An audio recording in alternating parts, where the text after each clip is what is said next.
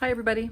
Okay, in my last video when I was making the steampunk hat, I said something in there about how I don't like to do like part one, part two, because I rarely, not shouldn't say rarely, it's hard for me to get to part two for one reason or another. Something happens and I don't get to it. Anyway, so is the story of my life. But something happened. Okay, so for years and years, I have been wanting to move to the East Coast to be with my son because he's my firstborn. We kind of have the same ideas and plans for our future, that we would take care of our family members. We would set things up so that when our older family members want to retire, we have a place for them to go. So I've been wanting to do this for a long time, and it just seemed like for one reason or another, it's not happening. So I lived in South Carolina, and then I came back to California to homeschool my son until he graduated, and I did that, and he graduated earlier this year.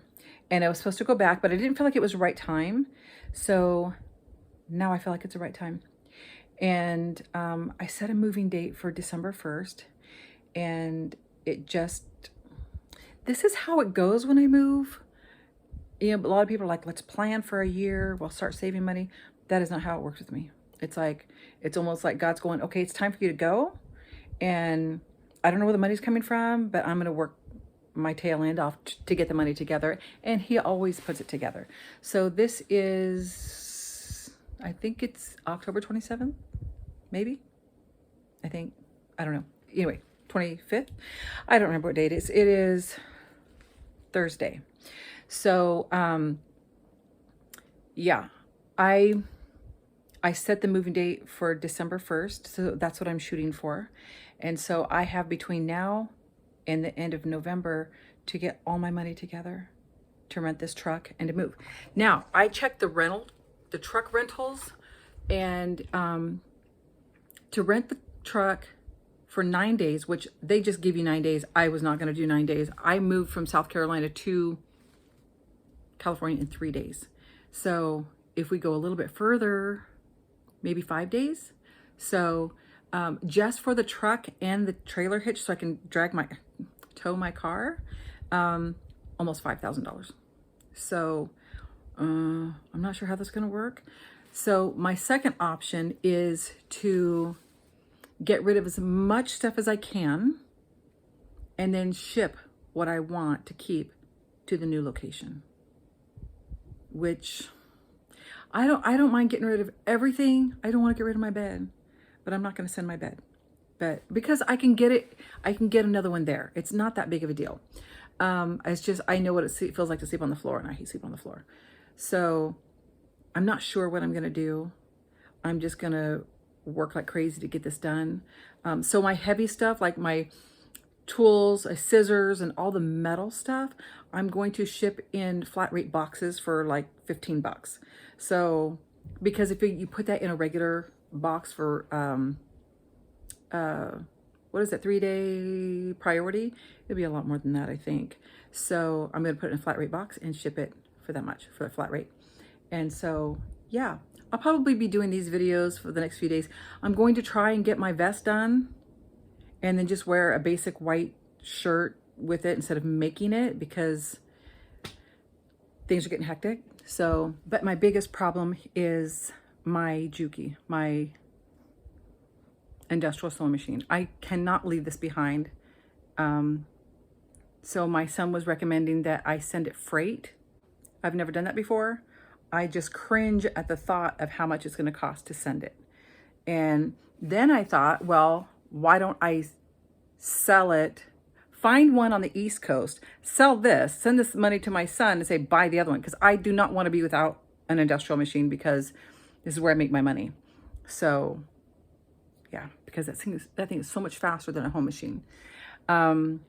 So yeah, that's where I'm at. My room right now is a disaster area. That's why I'm not showing any. You can hear me like rattling paper because I've got bags everywhere and I'm sorting through my stuff.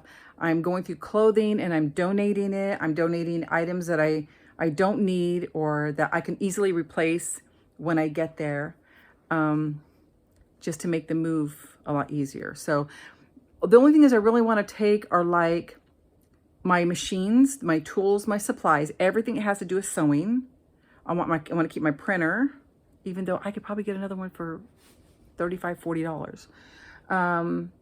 I can replace my coffee maker. Maybe I just need to have a yard sale. I could do that.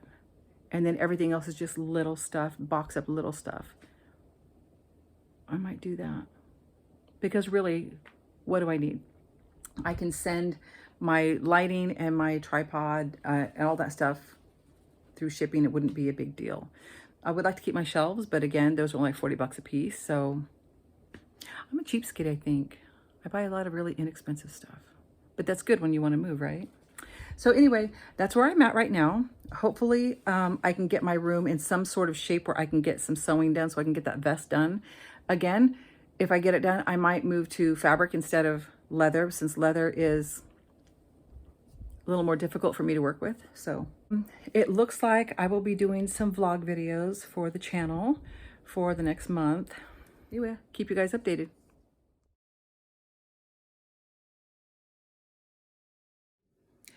Okay, everybody. I have made my decision on what I'm going to do on this move, and that is sell everything.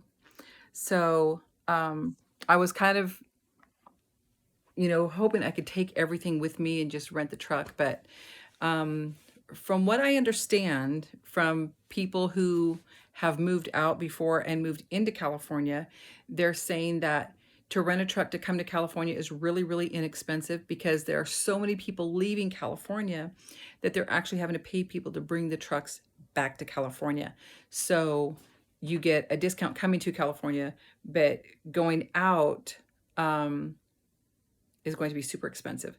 So I'm going to sell my industrial, sell a few of my machines, sell my desk, my shelves, my televisions. I'm selling everything except for the few items, and I'll ship those out. So as I sell these items, I will be boxing things up to ship them to the new location.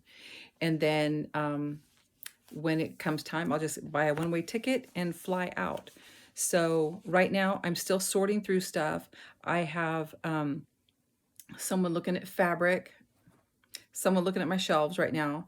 My aunt and my mom are coming to go through my fabric to see what they want before I donate it. Because I have a lot of fabric, but I don't have the time to sell it. And so unless I do bundles on eBay or something, just, pieces in a $15 flat rate box, and you buy it for this price and I send it. So I'm not going to do that. It just takes up too much time. I'm just going to let people take what they want, and I'll just donate the rest. I just want to make sure that the people I know that sew get the fabric they want. So that's what I'm doing right now. And I have a lot to do. So we'll see how it goes. What I think I'm going to do is, since I know that renting the truck and the towing hitch was going to be roughly $5,000, not counting gas or motel rooms, I am going to track how much it's going to cost me to get out of here. And I'll track how much my items are selling for, how much money comes in, and how much it costs to actually send it. Because I'm going to send everything that will cost more to replace than to ship. So like if I were to sell all my scissors and then buy them again, it's going to cost a lot more than if I should just ship it.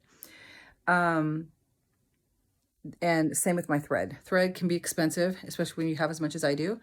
So I think it'll be cheaper to send it in the mail than it is to replace all of it once I get there. So I'm interested to find out how much it would cost to do this move this way rather than renting the truck. And on the plus side, I will be lightening my load as far as, because I tend to collect stuff, and I need to learn to just let stuff go because it's just stuff. Stuff can be replaced. So